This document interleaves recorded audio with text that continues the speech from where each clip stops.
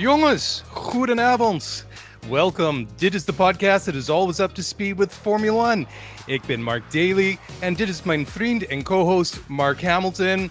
Hoe gaat het met jullie? Ja, Max Verstappen, winnaar bij de Dutch Grand Prix vandaag. And Mark, I won't torture you any longer, but yes, we have a race to talk about. And, well, it might not have been the most action-packed Grand Prix on the track, but I felt like it was a little bit getting back to normal that we had with the non-event in Belgium, after the drama we had in Hungary, after the controversy that we had in Britain. It's been a busy kind of 6 weeks or so. But first of all, before we get into it, how the heck are you? We're halfway through the Labor Day weekend here in North America, and that sadly means, well, I mean, for us who have kids, it's great because the kids go back to school on Tuesday.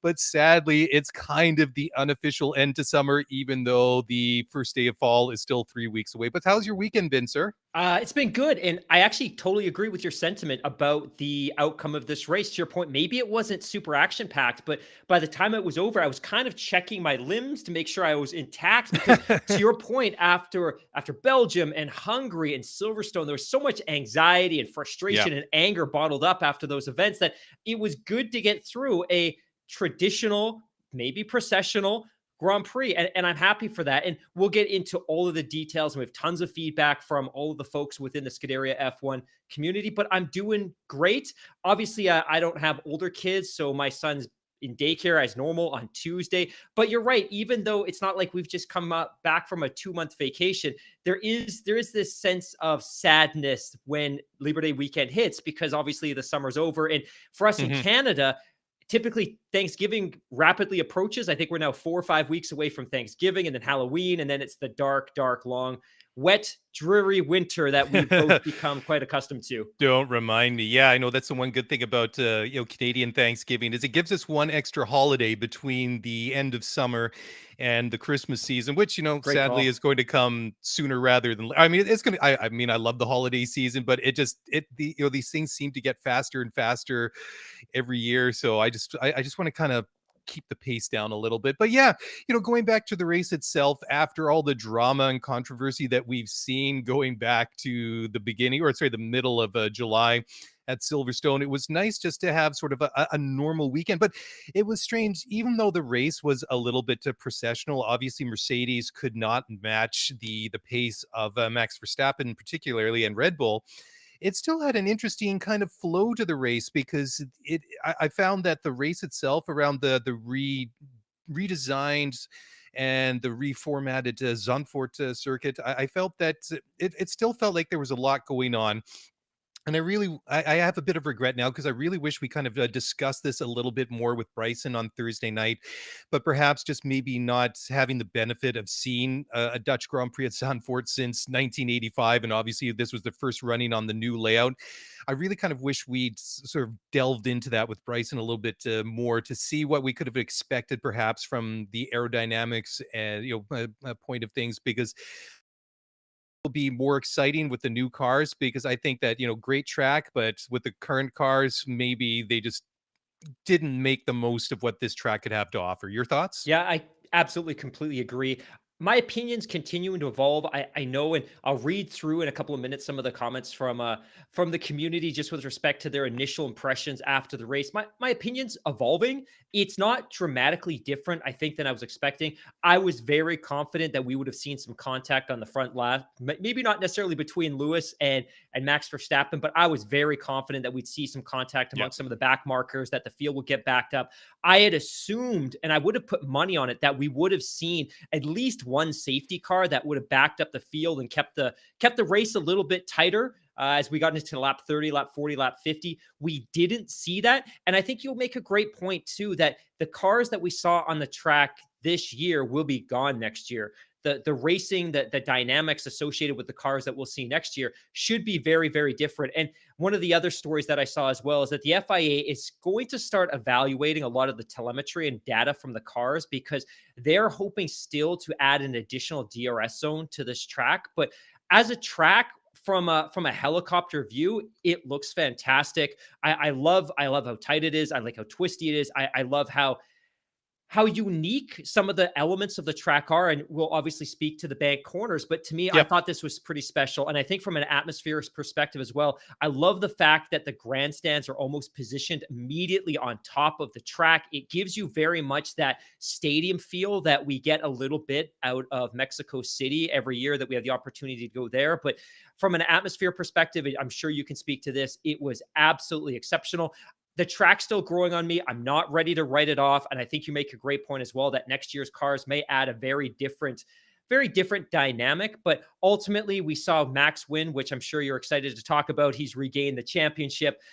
And other than that, I don't really, as an initial take, I don't have a lot to add. I do, if you don't mind, I wouldn't mind quickly just to kind of set the stakes a little bit and set the Mhm. context for the show. Just read out some of the comments, because in the spirit of being ultra lazy and not wanting to prepare for this podcast, I asked the listeners to prepare for us. So here's some of their initial feedback. So I had posted this: Zandvoort was blank. Texas Tech Sean, faster Monaco. Friend of the show, Matt Sequeira, says processional. It's Monaco with a cheaper backdrop, no straights. There won't be much passing on track. That said, the scene was unbelievable and will be so as long as Max is in the cockpit. And I did like the rolling bank corner, enhanced the aesthetic. Marcos effect, boring. The race was decided on Saturday, just like Belgium. Only a huge bottle would make a Red Bull loose. The RB16B was planted to the track. Carlos, decent backdrop for a nap on a busy day. James Young, a local boy here in North Vancouver, as expected, great race, bit of a procession, but still lived up to the expectation. Evan, a race that I'm interested to see how much of a difference the 2022 cars will make, just as you said a moment ago. Yep. Michelle, better with Nico, great insight and button pusher, and I love it. Michael Buverhoff, orange, deplorable me, meh. Jill, Zandvoort was more like Planet Vort. Jack, a poor showing for Mercedes. Julie, epic. That too. Taking a look here, we have amazing. Julie, a dreamed result. Predictable. Redemption Day. Unwatchable due to the frenetic camera coverage, which I'll get to in a couple of minutes. Anticlimactic. And then finally from Josh, a race in the Netherlands. So that's kind of sets the table just with respect to the initial impressions that our listeners had. Yeah, I think they pretty well covered all of it, and it was kind of funny because, this I think maybe everybody might appreciate this as I say this, because Americans, I think, usually get I don't want to say accused, but I think it's well known that the Americans are very proud of their country and very proud to show off the red, white, and blue. But what I saw in Holland today comes awfully close to national pride that we see south of the border in the USA. I mean, the orange from side to side. You had King Willem-Alexander and his Queen Maxima. They were there. You had DJ Tiesto waving the checkered flag. You had Michelle Davina, well-known YouTuber and artist, singing the Dutch national anthem live. I mean, the fireworks when Max crossed the finish line, and just the orange smoke. I mean, it was a party atmosphere. And as far as national pride, it was all to see at Zandvoort on Sunday. And a couple of things that I found a little bit kind of, a little bit funny or amusing, I should say, from the race. You talk about like 25% of people arrived on on bike, and 2% of the fans showed up in cars. I'm like, that's just the Netherlands. I mean, everything is close together. It's ideal for public transport. It's ideal for biking. It's small, compact. The train is right there. It's like half an hour from Amsterdam. I mean, it's easy access, even though it's not right downtown. And I mean, cycling is a Dutch way of life. It's not just a phenomenon. It's a mode of transport, and it was really cool to see. But let's talk about that opening lap. And I have to admit, I wouldn't say worried. I was keenly watching Mr. Hamilton, Mr. Verstappen on row one, Max obviously on the outside, having pole position, ideal where you want to be, because being where it is, it is on the sea. I think it's necessarily as dusty as it is, say, in the Middle East, for example. But Max was on the clean side of the track, angling Tarzanbocht, the Tarzan corner, turn one. And it was obvious that that he was planting his car to take that line and just needed to get a clean start. And I thought when the lights turned green, I thought that Max and Lewis pretty much nailed the start. It wasn't like one was pulling away from the other. Lewis was closing the gaps to Max. Bottas in P3, I thought did not start very well. He was slow off the mark, but just once those three guys kind of planted their cars and kind of established those first couple of positions going into turn one, it was pretty, I would say, hairy going down through the race order. And like you said in the opening there, Mark, I am just astounded that there was not more than a little bit of some minor bumps going on. We saw Fernando Alonso bumping with his teammates. We saw Antonio Giovinazzi putting one tire into the grass at the same place where we saw Nick Latifi go off in qualifying on Saturday. But miraculously, we did not see anybody crash, not just in turn one, but all the way around that first lap or two. And we didn't see a car or safety car, I should say, the entire race, which would have, it would have made things interesting. But as far, if you're Jan Lammers and the organizers of the Dutch Grand Prix, if you're a fan of Max Verstappen, and obviously if you're Max Verstappen Red Bull yourself, it was a not just a perfect day, but a perfect weekend.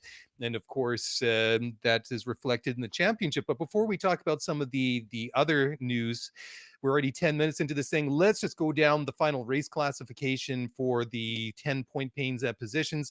Max Verstappen winning the race with a time of 1 minute 30.05 seconds. He takes 25 points. Lewis Hamilton second. Valtteri Bottas was third to round out the podium. Pierre Gasly, I thought Pierre had a solid weekend, even though obviously he was finished a lap down, but very impressive from Pierre Gasly nonetheless. Charles Leclerc in fifth, Fernando Alonso sixth, Carlos Sainz seventh.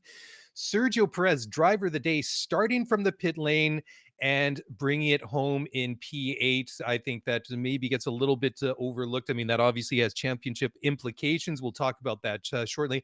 Esteban Ocon, P9, another solid outing, I'd say, for Alpine. They seem to be coming into a bit of form. And then Lando Norris rounding out the top 10, and then his teammate Danny Ricciardo just missing out in P11. But it's funny where McLaren's been pretty strong. McLaren struggled all weekend long. Anyways, let's look now at the interesting, the discussion points of the day. And damn it, we're going to be talking about half points the rest of the way here. Anyways, Max on top now, 224.5, just only 3 points ahead of Lewis Hamilton is 221.5. Valtteri Bottas 123, which is interesting because Lando Norris, I think, has legit shot for third in the championship. Lando, despite finishing P10, only a single point today, 114. So that is going to be a very interesting, as much as we're going to be watching Lewis and Max, obviously down the stretch here, watch for Bottas and Norris, whatever happens to Valtteri Bottas here on out. And then you have Sergio Perez rounding out 108. So, I mean, any one of those three drivers, I mean, we should say, I mean, even though Bottas is 123, Lando 114, and Sergio 108. So, I mean, I think that P3 in the drivers is completely wide open. So watch all three of those guys going down the stretch. Now, interesting where it comes now in the constructors. It's not really, despite obviously Sergio having to have that engine change and starting from the pit lane, it is not entirely horrible in the constructors. If you're Red Bull, Mercedes 344.5, Red Bull 332.5. So still within reach, but they're going to have to try and stop hemorrhaging any points along the way. Ferrari 181.5, McLaren, Mercedes 170, and then Alpine with 90. So of course, as much as we're going to be watching Mercedes and Red Bull down the stretch, we're going to be watching McLaren and Ferrari. Mark, your thoughts on how the championship is, I don't want to say flip-flopped, but has changed a little bit. Are we seeing a little bit of equalization here just based on the fact that we had a very undramatic race compared to the last three? I definitely want to get into that, but I think I need to give Max his flowers real quick. And it's funny because earlier in this year, we were criticized for being too aggressively pro Red Bull and pro Max, and then that swung. You guys are too aggressively pro Lewis and pro Mercedes.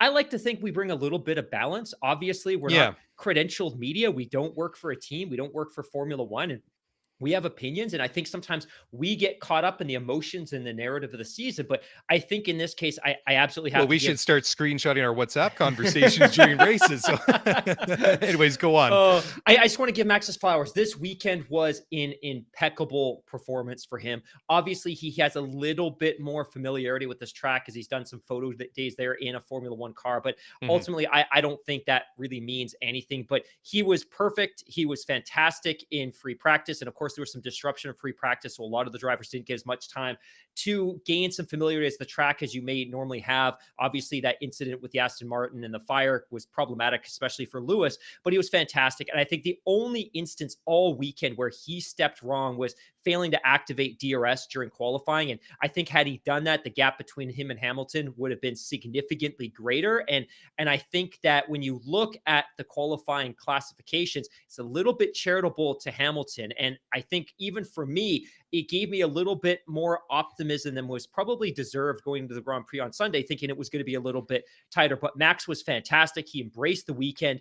It was probably, and this is not something that I've ever seen as a challenge or an opportunity for Max, because I don't think he's somebody that struggles under pressure. But this was probably one of the most pressure filled weekends he's ever experienced in Formula One. Mhm. It's his first time racing at home. It's his first time on this track. There's 100,000 fans there bathed in orange, and we saw the flares, we saw the jerseys, we saw the flags.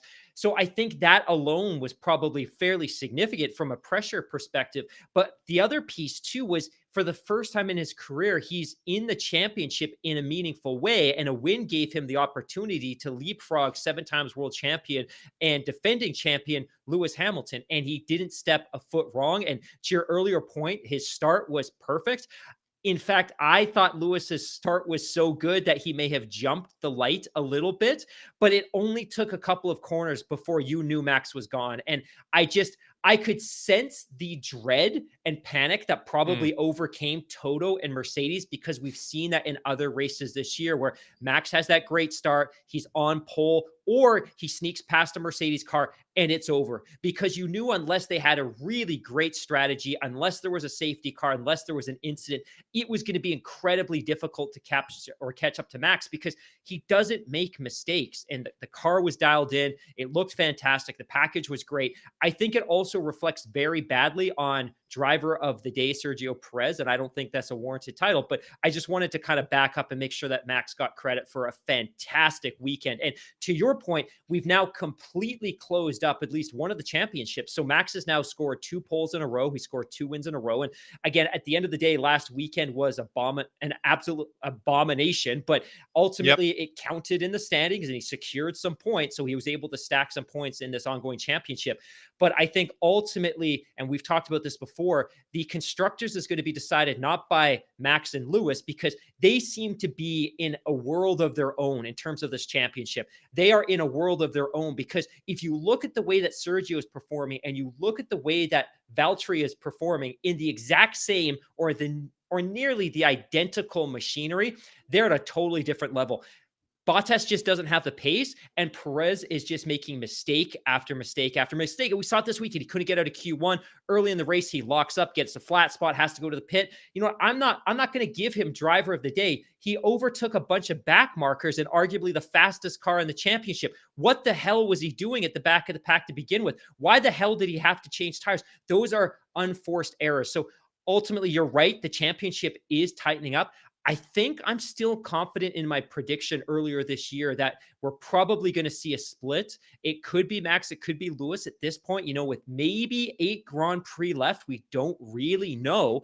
Every race is worth that much more valuable. Every point counts so much more, which is obviously why Mercedes deployed their strategy to make sure that Lewis got that point for fastest lap. But I'm still of the mind that we might see the champion split this year. What about you? Well, I'm going to just weigh in on that in a moment, because it's time to box as we take our first break, and we'll come back on the flip Three side laps in too just a moment. late. 3 laps too late. That's right. Anyways, we'll be back in just a moment, so don't go away.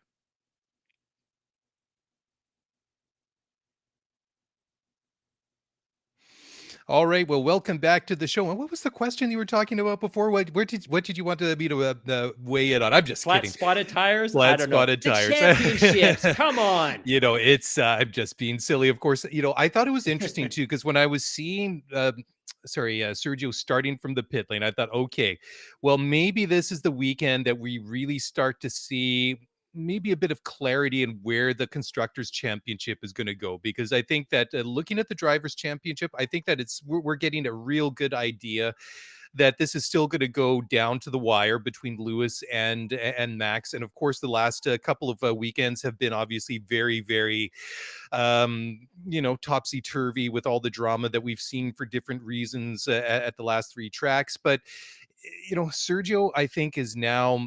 He's really pushing it. He knows what's at stake. And like you say, these unforced errors. And I was thinking as you were talking about it that if you're Mercedes and you have that this dilemma of what you're doing with Valtteri Bottas, what you're doing with George Russell, do you really want to pull the trigger now? Because I think that we see the slight lead in the constructors championship, and I think that if you're Mercedes, I think I think if you're being completely honest and neutral, just looking at what things are where it's going and what Bottas has done this year compared to Perez, I think that just on the base or the basis of what Bottas's record is, just in general with Mercedes, he's going to be the more reliable, stable, dependable guy. Perez, he's kind of shown it off and on this year. Like he started a little bit kind of rough, which you might have expected. Then he kind of settled down, and now we see a little bit of what do you want to say, inconsistency again over the past couple of races. Of course, not all entirely of his own doing and whatnot. But I think that if you're Mercedes, maybe where there's a lot of question marks around the drivers' championship, maybe you're starting to think, okay, I think we're seeing now a little bit of light in the constructors, that if we do things right, that this might be a little bit more solid, a more, I wouldn't say more of an expectation to win this one, but definitely the one battle that we have the advantage. Do you agree? Yeah, I do agree. And I'll just kind of backtrack on a point you just made there. As fun and sexy a topic as it is to talk about in season driver changes, I don't believe Toto is going to make that move. I think that's hugely, hugely risky. I think I agree. logistically they could. I think they could bring George in. They could adapt the car to him. I think George could be successful. But if you look at Valtteri's last couple of races, let me just run down Valtteri's season so far. Third retirement, third retirement, 12th, fourth, third, second, third retirement, 12th, third. You take out those retirements and those two 12th place finishes.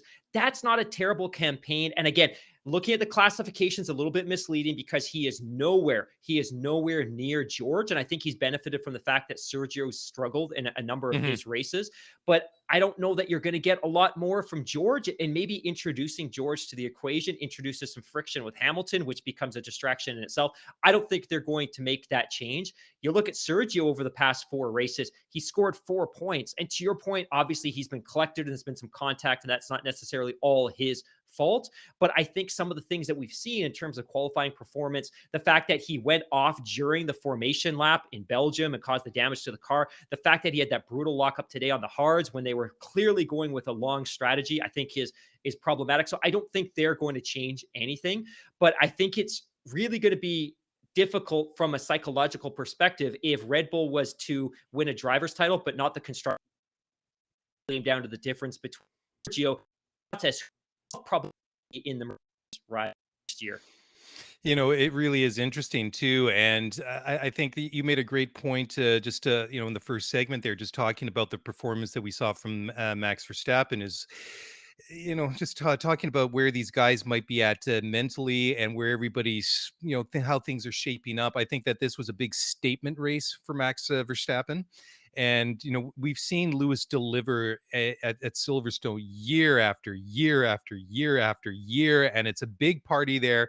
And this was very much the Dutch version of it. Of course, it was only the first one, but Max himself said it's not easy to live up to those expectations. I mean, everything that they had planned for this race was for a Max Verstappen / Red Bull party. And I mean, for the Absolutely. race organizers, it was an absolutely perfect outcome. It was a perfect weekend. and from that point, and it really, I think, reinvigorates this battle. And I think that if you're Lewis Hamilton, I think obviously Lewis has respect for Max.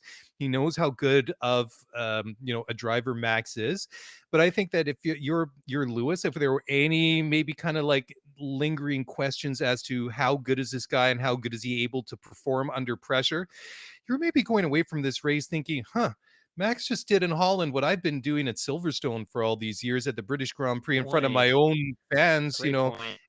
and he delivered all weekend long like I've been able to do. So, obviously Lewis is going to, he realizes obviously he's got a big fight on his hand as it is, but I think this really kind of takes it to the next level. And then if you're Max himself, kind of thinking at 23 years old, wow, did this just happen? Did I just do that? And I think it was the perfect race just for the championship, even though the race itself was not that exciting. It wasn't a classic. But I think, like I was saying, that just after all the other stuff that we've had over the past month, I think it wipes the slate clean. We're going next weekend to Monza, which is a classic track. We go into the tail end of the season now, basically neck and neck in the championship. And I think there's so many different threads to pull on, not just between stories as it comes to Lewis and Max, but also for the constructors and all these different things going on.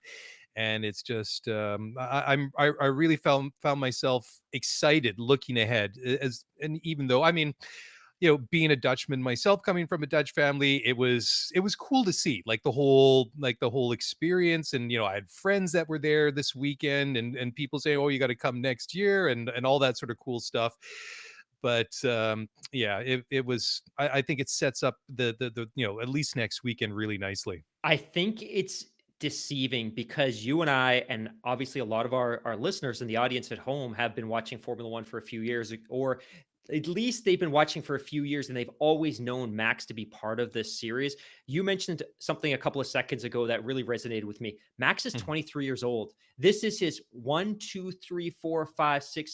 ninth championship season. He has, and here's a couple of interesting data points. He has now scored the most race victories, most Grand Prix victories in the history of Formula One without a championship, which could possibly change this year. Mhm. Today was his 100th point finish, not his 100th Grand Prix, his Wow. 100th point finish. This kid is Wow. phenomenal. And when you look at the data list of drivers in the sport, there's maybe 4 drivers that are younger than him. Obviously, Yuki, Mhm. Mazepin, Stroll, who himself is deceivingly young because he entered the sport so early as well. But he Yep. joined in 2017. That was Max's 4th season. This kid is young, and if he runs deep into his career like we see a lot of these talented drivers do, and when we talk about nutrition and sports psychology and medicine and exercise and all those different pieces, no reason to think that he might not drive until he's 40. I don't think he's got any side gigs or hobbies that are going to distract from Formula One. This kid could be around for another 20 years. Incredible. But yeah, just Mhm. 2 quick data points. One, his 100th points finish, which is incredible. And now the most race victories, the most Grand Prix victories without a championship. And I think it's just inevitable, if not this year, then presumably next year or the year after, because he will score a championship and probably many of them. Yeah, that's a great point. One other thing that they brought up during the race is that during the Grand Prix on Sunday, it was also the race where Max has already led 1,000 laps in his Wow. Formula One career. I mean, it's just absolutely mind blowing. I mean, when you add that to all those stats that you just reeled off for a guy that's 23 years old, I mean, as much as I respect what Lewis has done, and that story is by no means over. I mean, what with Lewis just inking a new deal to stay at Mercedes, I mean, Lewis obviously has a lot to contribute. He's not doing it just for fun. He's not doing it. Well, I mean, hopefully he's doing it for fun, but I mean, he's not doing And it the for money. Or $50 million a year. yeah, I mean, I should say he's not doing it because that there's nothing left to do. He's there because he's 100%. He competes wants to and he score a championship. He wants yeah. to compete. You're absolutely right.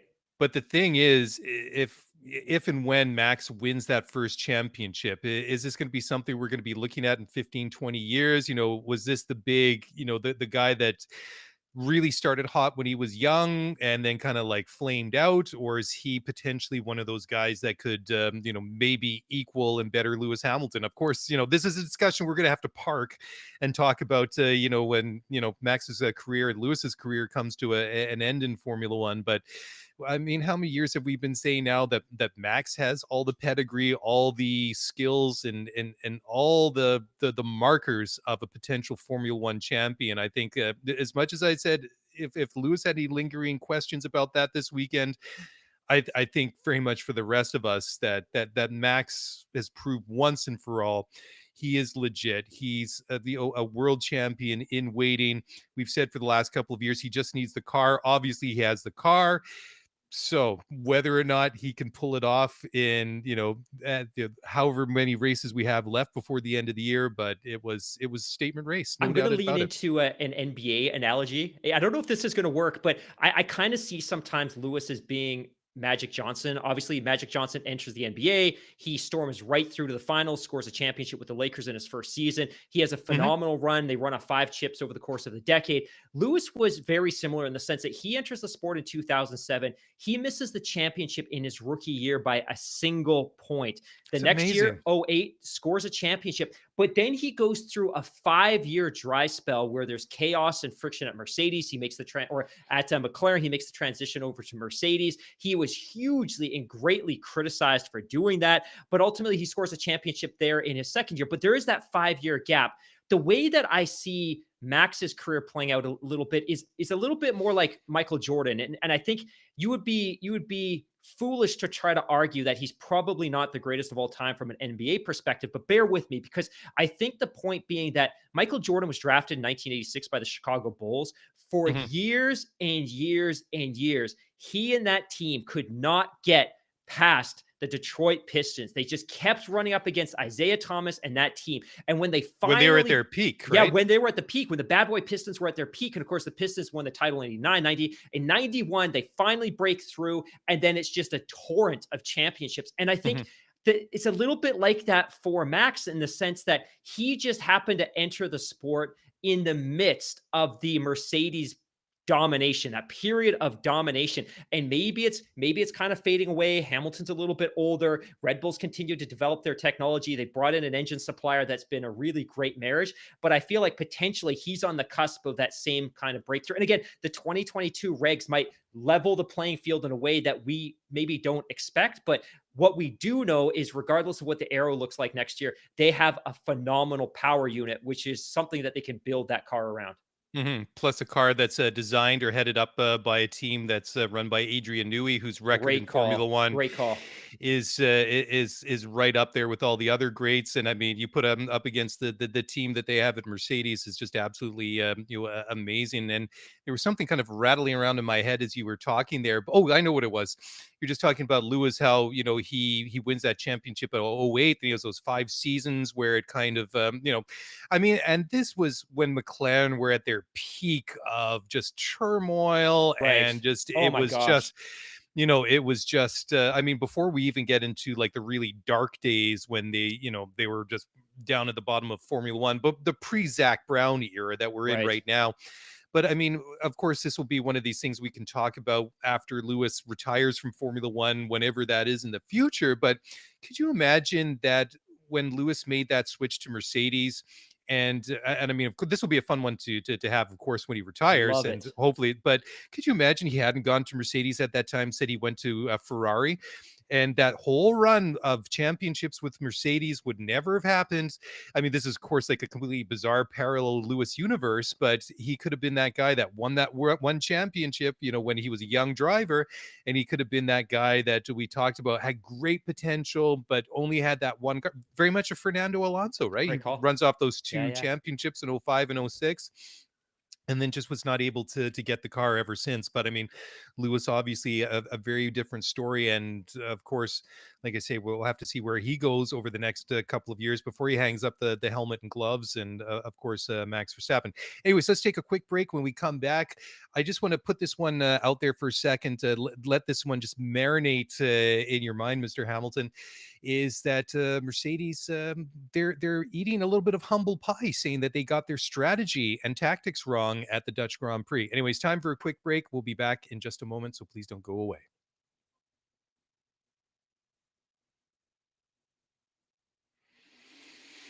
All right, welcome back to the podcast. As always, up to speed with Formula One, Mr. Mark Daly and Mr. Mark Hamilton, recapping a fairly uneventful but still a very important race in terms of the championship. I've got an interesting comment here. Well, two of them in the live chat. First comes from Michelle G.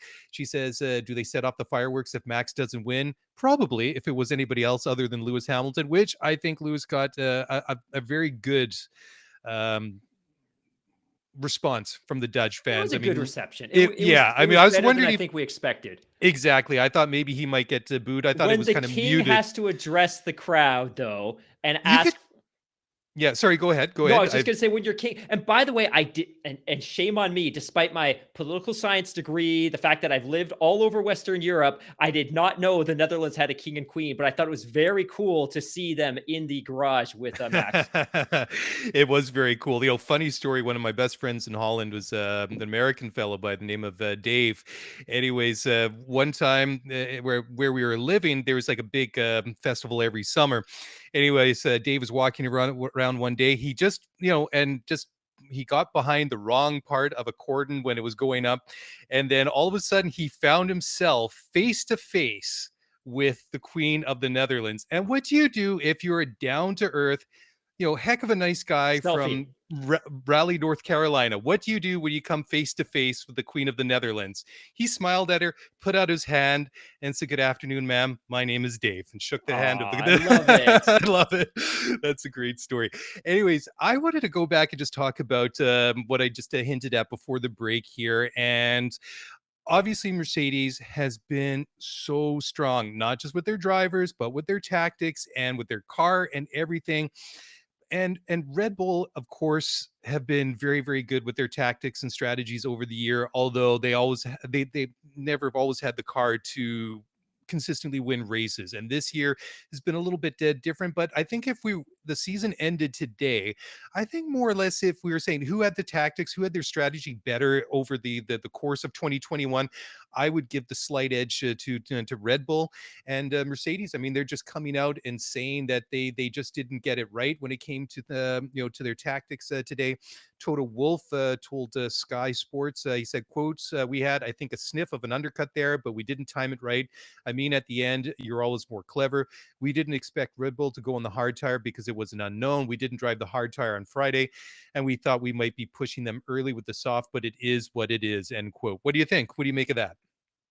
Yeah, I appreciate the humility. I think that this was obviously short of a flurry of safety cars or a Max era, which I think was always going to be very unlikely. I think the strategy was probably what they had on the whiteboard in the dressing room before the race. That look, we have an opportunity at the jump. We don't necessarily know what Red Bull pace is going to look like, but obviously, ideally, you get a jump from the jump and you get past Max in the first or second corner, and then you just continue to build on that lead, and hopefully you keep Bottas behind Max to continue to harass him and function as a distraction. Immediately before the end of the first lap, by the second lap, by the third lap, it was clear that Red Bull had remarkable pace, or at least Max had remarkable pace, and they were never going to put themselves in a position where they were going to be able to pass them. So strategy ultimately was going to be the tool that they used, and obviously the strategy didn't work out. And I think kind of as a backup or a secondary opportunity, you had a position where when Max was carving back through the field, there was a moment where Bottas could potentially have functioned to back him up and give Lewis the opportunity to get back into the race. But ultimately, once again, and this is something I've been super critical of Bottas about, is that whenever he's been asked to do that, to back up a competitor, to give Lewis the opportunity to get racy, he's failed to do so. And if you look at this today, how many corners was Max behind Bottas? And of course, Bottas was on inferior tires, but how many corners was he behind him? 2 before Max was able to just storm by. And of course, he had better pace, he had a better engine, he had better tires. But I would have expected more. I would have demanded more out of Bottas in terms of backing up Max. But I like the humility here. And one of the things I took note of as well is that in the media pen after the race, they were talking to Lewis, and Lewis gave Red Bull all the credit in the world. Their pace was phenomenal. They were extremely fast. They had everything dialed in. And I think from this, you just pack up and move on. And Obviously, there's some tracks that are coming up that should prove more fruitful to Mercedes in terms of the way that they build and design their car. But we'll see, because when we flash back to the summer break, I kept saying that the driver who wins two of the first three races after the championship is probably going to win or after the summer break is going to win the championship. And Max has done exactly that. So I don't necessarily know what's going to happen in Imola or in Monza a week from now that's going to Mhm. change the direction of this championship. Yeah, that's a great point. And, I think we might even have to extend that race based on the farce that we saw in Belgium last weekend, what with Right. the half points Right. and all that stuff. But yeah, it truly was remarkable how the Red Bull, especially Max's car, looked like it was on rails. And I thought it was interesting too. And sometimes I always take Lewis's comments on race radio with a little bit of pinch of salt, because sometimes I don't know how, accurate they are, because sometimes I wonder if it's a little bit of psychological warfare on the part of Lewis and Mercedes, just to kind of maybe try and misdirect to what the true situation is. But I thought it was interesting after 5 laps, the way that Max is already a couple of seconds ahead of Lewis, and Lewis is, Right. he says, these tires aren't going to hold up under this pace. And it was interesting too, because it just, maybe this is just me, maybe looking for something that maybe isn't necessarily there, but it seemed like there was maybe just a note of, I wouldn't say exasperation, but maybe a note of concern in Lewis's voice, that maybe, yeah, it's just not going to work out for us today. Did you, by the way, and this is a great point or great time to transition to this, but did you pick Sure. up on that comment that Max had made over team radio towards the end of the race? He'd made a note when the gap had extended to about 3.8, 3.9 seconds. He'd made a comment over the radio to the Red Bull team staff saying, is he, referring to Lewis, complaining about something or what? Inferring that Lewis was probably behind him, because I think he was beginning to see that gap increase, but Right. was inferring that Hamilton was probably complaining about tires, which is what he was notorious for doing. But I think you're right. I think Lewis was pretty much resigned early on that if he was going to win this race, it wasn't going to be from raw pace. And another interesting thing is, before I get onto that, I just wanted to read out. I think this is an interesting one. This is from Charlie Tinkler in the YouTube live Welcome, stream. Charlie. Anyways, Charlie has to say, where do they get the data for these ridiculous tire performance infographics? I can't understand how they continue to use this and how it's never being close to correct. That and that other one, like the overtaking infographic. I mean, it seems, yeah, that's grossly off base as well. None of them seem to measure up close to reality No, and in the I slightest. completely agree. One, I've been campaigning that they should remove those infographics from the screen since they were introduced in either, was it 19 now? 19 or 20? Yeah, they've been out a couple of years. It's a disservice and it's disinformation to fans, because it's purely simulations and models. And I'm Mhm. very curious to who's creating that data. Is it Sky? Is it the TV networks? Or is it the FIA and Formula One and the teams? Are they compiling data points to come up with that information? Because the other thing is, if I'm a team and I know what the durability or the longevity of my tires are, that's very important data that I don't necessarily want my rivals to know. So my sense is that it's probably data that's being simulated and created by the network. But I'm going to take this one away and get to the bottom of it, because I think that's a really great question. Yeah, they should get the folks from Codemasters in on that, because the tire infographics that they have in the F1 video game seem to be a little bit more accurate than this. But I'm totally on board with what Charlie's saying. Anyways, this one I think is kind of interesting. I just wanted to throw this one at you. Valtteri Bottas briefly nabs the fastest lap of the race in the single point, despite being told by over race radio to back off, and just basically abort after sitting 2 purple sectors. Obviously, they wanted Lewis to get that single point. I don't know how much Valtteri backed off in sector 3, but I kind of felt that when he still set the fastest lap of the race, I couldn't help feeling like that was Valtteri maybe kind of flipping Mercedes the bird a little bit, kind of like Yeah. the Top Gun, this is Ghost Rider requesting Yeah. permission for a flyby at, and the whole spilling the coffee thing, if for those of you who love Top Gun. Anyways, I couldn't help but think that was a little bit of, Valtteri kind of, making a bit of a statement to Mercedes. Yeah. I've got to add on that one at all. And it was Oh, come interesting on. I too. was Well, expecting a bit of a hot take okay, there. okay, a little bit of a hot take then. So I think you're right. I think there was some frustration there. And it's funny because his radio messages are usually pretty short. They're pretty brief, copy, copy, copy. But in my head, he's saying F you, F you, F you, F you, Yep. because obviously I think he felt he was brought in to pit to get fresh tires in an effort to go after that fastest lap. And I think ultimately that wasn't why he was brought in. He was brought in so that he could ultimately function as a block on Perez to make sure that Perez couldn't chase down that fastest lap point and steal that away from Hamilton, because I think the team, Mercedes especially, recognizes that every point in the championship matters. And with the strategy that Max was on, he was never going to be able to chase that. And I think it was important, obviously, for Mercedes to make sure that Sergio didn't get it, but even more important that if they were going to score that fastest lap point, it had to go to Hamilton, because he's going to need every point he can get in this championship. I've really come around to this whole, single point for the fastest lap. I know that we made some comments earlier in the season, which I wouldn't say we got put on blast for, but certainly Yeah, we got called out by some of the people, which is fair enough. I know totally respect their opinions, but we weren't really too warm on it. But especially as times goes on, it certainly adds an interesting dynamic because Bottas, agreed. I mean, Bottas's fastest lap was obviously, it was also a race, or sorry, a track record. He set it on lap 69. It was a 112.5. Then Lewis on the final lap blows it out of the water by 1.5 seconds almost. Lewis setting a time of 111.1. And Max's fastest lap, Max set the fastest lap on lap 60, and mind you, this is on the hard tires. Max's fastest lap was a 113.2. Wow. So Lewis was basically, 2 seconds faster than Max. I mean, that is amazing. And even Perez, his fastest lap was set on lap 59. His was a 113.45. So, quite a big difference there. But yeah, certainly, I mean, it is an interesting twist to the championship. And again, it just shows that how serious these two teams are considering this championship, and how it really could go down to the wire. And very much like, we don't know what's going on. We're going to Monza next week, then we're going to Russia, we're going to Turkey, we're going to the USA, we're maybe going to Mexico, we're maybe going to Brazil, then Saudi, and then Abu Dhabi. Sounds like we're going to go to Qatar before Saudi. Right. There's a lot of moving parts in this back end of the schedule.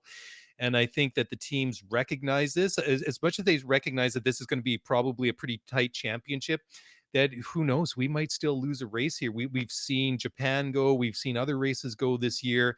And I think this is coming to the point that, very much in this bizarre pandemic world that we live in, that in Formula One terms, that at any rate, that these teams and these drivers realize we have to maximize the amount of points we're taking home from the track each and every Absolutely. weekend, because who knows, we drop a race, we have a bad weekend, Such a great that might be point. our season, right? Absolutely. And I reflected back earlier today on some of the things that we've already seen this year. I think we talked after those race weekends about the fact that we don't know what the rest of the championship is going to look like. We don't Mhm. know that if we're going to see a 23 race calendar. I flash back obviously to Baku, because I think that was a big one. And ultimately, we talk about how tight the championship is, but because of a tire failure, Max left that race with no points. And ultimately, had Lewis been able to get a great start from that safety car and not initiate this unforced error that saw him fall out of the points, the championship could be very, very different. But I think the point being that any mistakes from this point onwards could swing the championship irreversibly one way or the other. And I think what I'm really seeing out of both Lewis and Max right now, and I know I touched on this a little bit earlier, is especially in the case of Max, is he just seems so focused, so dialed in. He's not making any mistakes. And I know this sounds super cliche, but he seems like a Mhm. Max. And likewise, Lewis looks exceptional as well. But the two of them are in a completely different class. And again, I talked about this earlier. When you look at the drivers that are driving almost identical machinery, Bottas and Sergio, they're in a whole different championship. They're in a different class than we're seeing from Lewis and Max Verstappen at this point. Just to maybe just to build on what you were just saying here about the, we don't know how many races we have left, and there's, I wouldn't say desperation, but certainly a focus from everybody involved to just try and bring home as many points as you can. Is I would really hate for the championship to be decided for Lewis or decided for Max just because we lose. Agreed. And I mean, obviously, public health and public safety has to be the most important factor in any of this, but I would hate for it to come down because you still had to win as many races as you needed to beat your opponent, but it would have I don't want to say an artificial feel to that championship, but it would certainly feel like it would it took something away from the season. I certainly hope it doesn't come down to that. Something as well. Lewis has won one of the last 9 races. That's the worst, and that's not a bad stretch because he's scored a ton of podiums, but that's the longest stretch with a sole Grand Prix victory since his McLaren days at the very, very, very end. That's amazing. That is an amazing stat considering what Mercedes and Lewis Hamilton have become notorious for over the past almost Absolutely. basically the last decade, right? Anyways, Mark, I think as we come to close to closing it up and turning off the lights on another show and another race recap, you know, this is maybe a little bit cheeky on my behalf, but watching qualifying on Saturday afternoon, watching the two Williams cars, was it very much a situation of Nick looking at what George did and saying, anything you can do, I can do better? And I thought it was so unfortunate for both of those Williams drivers. I know Right. that George still qualified 11th, but both of them were looking good to have a very, very solid qualifying. George looked like he was at They were least going to both get in into Q3. Q2. Yep. They were looking really, really good, and I'm being cynical, I'm being silly about it, but joking aside, I was disappointed because I have a soft spot for Williams. They were the team when when we were growing up back in the day, and it was looking good for them, and it was just a real shame. But it just goes to show you that you put a tire wrong, and it didn't have to be by much. And Nick putting it off, and I mean George was lucky he didn't damage his car. Nick obviously getting more damage on the car, but certainly spoiled what was looking to be a very, very promising afternoon for both Mercedes Williams, pardon me, in qualifying. Yeah, I'm glad you brought that up because I had a couple of other bullet points to hit on here real quick. One of them was Williams this weekend. To your point, they were really looking to build on a couple of tremendous weekends. We obviously talked about that Hungary was something of a breakthrough for that team, and they were able to build on that in Belgium. For both of those cars to break into Q2, to me, it's a reflection that both of them are developing. I think Yeah. Latifi's seen some real growth in the second half of the season, but I think it also demonstrates something that we've talked about a lot, which is the cars continuing to evolve. And this isn't the same dog that they were taking to every Grand Prix weekend back in 2019. But a couple of other quick points here as well. You touched on this right off the start. Gasly continuing to put together an absolutely fantastic season. When his contract is up eventually, I think this is a guy who is going to chase or fetch a serious bag from another team if Red Bull don't find the means to secure him. Obviously, we talked, or we maybe didn't talk, but Kimi Räikkönen makes the announcement last week that he's retiring. Mhm. Unfortunately, he tests positive for COVID. He is double vaccinated, so he should be okay. He's not showing any signs of symptoms, but he did test positive. So he is hiding out in his hotel room, which gave Kubica the opportunity to sit in a Formula One car for a Grand Prix for the first time this year. I was a little bit heartbroken as a Latifi fan that he managed to get past Latifi in the final lap of the race. And then I think my only other comment, although good job, Kubica, I think obviously that he's had a very interesting career. But I think the other major point for me as well is the weekend was a disaster for Aston Martin. Ugh. Lance Stroll qualifies 12th, finishes 12th, doesn't look racy, wasn't taking risks.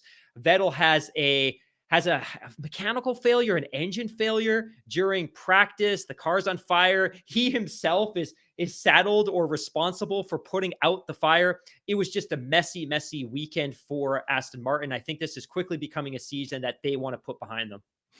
They've become a very, very frustrating team to watch, and I know that you and I were Absolutely. very, very, bullish on them, before the start of the season, that this was a team we really wanted to see do well, obviously with the Canadian connection involved there, both on and off the track. But yeah, they've become a very, very frustrating team to watch over this year, and I hope that they really get it sorted out. And obviously, Lawrence Stroll is going to hope be wanting to see that as well, Right. consider the vast amount of money that he's invested. But certainly from that point of view, it maybe is kind of still early in that project. I mean, it might take a little bit of time off the track. I mean, they're still going to be going into that new facility of theirs, so it still might take a little bit of time to, before it starts to bear fruit. Let's put it that way. That's fair. And let's just maybe just mention again Robert Kubica. Decent weekend for a guy that wasn't expecting to get into the car, and it was interesting too. I was Agreed. reading some comments from Kubica himself that when he saw the phone call coming from the team, he thought he was the one that had tested positive for Oh, COVID. the So poor guy. yeah, so he was I mean, he was obviously pleased in one regard, one aspect to be able to actually drive, but it wasn't actually the phone call that he was expecting. So Oh, that's life goodness. sometimes throws curveballs at you, and hopefully Kimmy turns out okay. Hopefully he'll be in the car next weekend, but who knows? I I hope guess. so. And for all those fans in Italy, because obviously he won a championship with Ferrari. He was a big part of that team over the past Yeah, 10, 15 years. I hope he gets the opportunity to race next week so he me gets that too. send off that he deserves. I'm Yep. just on that point of Ferrari as well. I don't know that this was necessarily a hot take, but I was pretty convinced that Ferrari was going to start putting a gap between them and McLaren as the second half of the season progressed. And that's exactly what we're seeing. They're 11 and a half points up. And then finally, just talking about that Ferrari ecosystem, disaster of a weekend for Haas. The two Oof. drivers sparring in public, a terrible, terrible look for that team. And I think as a lot of fans do believe Mick needs to get out of that situation. It's not a great place from a logistical perspective, from an infrastructure perspective, from a car perspective. I don't trust that team in terms of nurturing him from a development perspective. But the Mhm. challenge is, where does Ferrari put him ultimately? Because it seems like they've got a great lineup with the core Scuderia right now. Yeah, who knows? Do you put him in as a reserve driver? But then again, I mean, a guy as young as Mick Schumacher is, and the Yeah. potential talent that he has. I mean, sure, Yeah. you get him out of that seat at Haas, but then he's not getting race miles, Exactly. and Exactly. that's what Reps he in a bad needs. team surrounded by bad resources is probably better than no reps at all.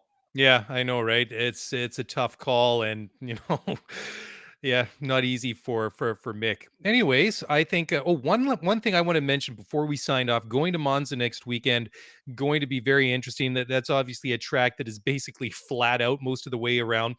I'm really going to be interested who's going to have the advantage there. Is it going to be Red Bull? Is it going to be Mercedes? And depending on which car it is, how much is that advantage going to be? I mean, it's going to be fun to watch. I mean, Monza is one of the classics. It is a power circuit. There are not too many corners. We have that very sharp chicane, and then you have the Lesbos, which are kind of fun to watch. And of course, Parabolica is one of the all-time great corners to watch. Well, maybe not if you're Charles Leclerc in 2020 having that big crash there, but really, really great track to watch. Again, like very much like Zandvoort today, old school, very narrow. I thought it was very interesting to see like a Zandvoort just, I mean, it's basically what, about 2.5 car widths was the width of the track. And I love some of the comments that you made on, I can't remember, was it on the podcast or was it on social media? Yeah, Just somewhere. a real, yeah, somewhere. It was a real organic and natural feel, Yeah. and very much that some of these modern tracks that we see, that some of them have their own, I guess, charm and They're worth to them, but they that feel cliche over. cookie cutter. Yeah, and they feel over designed at Right. times, and that's why that I'm not ready to write off Monza. Sorry, not Monza. Pardon me, I Zandvoort. I agree. think that we I have to agree. just park it for a year, see what it's like in the new cars before we really, render a pass a judgment on it. And one final point before we sign off, we're going into Monza, we're going into the Italian Grand Prix, and just in time, we have a special guest joining us this Thursday, which I'm excited to promo. Vincenzo Landino of the Landino Group will be joining us. We'll be talking all things sports marketing, branding, NFT, and all kinds of modern concepts that I certainly don't understand, but I'm sure he's going to be able to help clarify for both me and much of our audience.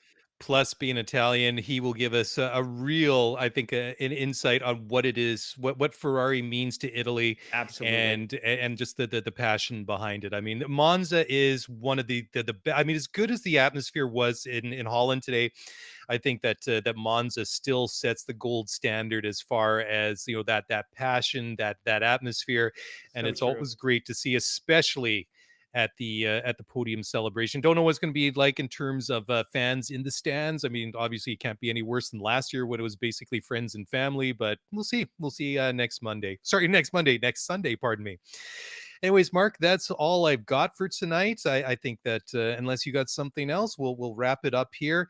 And guys, thank you so very much for listening to the show, for watching on YouTube. It looks like the chat's going on pretty good there. Don't apologetic, didn't get a chance to address most of those. Anyways, as Mark said, we'll be back on Thursday night with Vincenzo.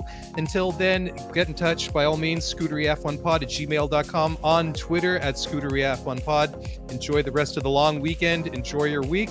We'll talk to you guys again very, very soon. And bye for now.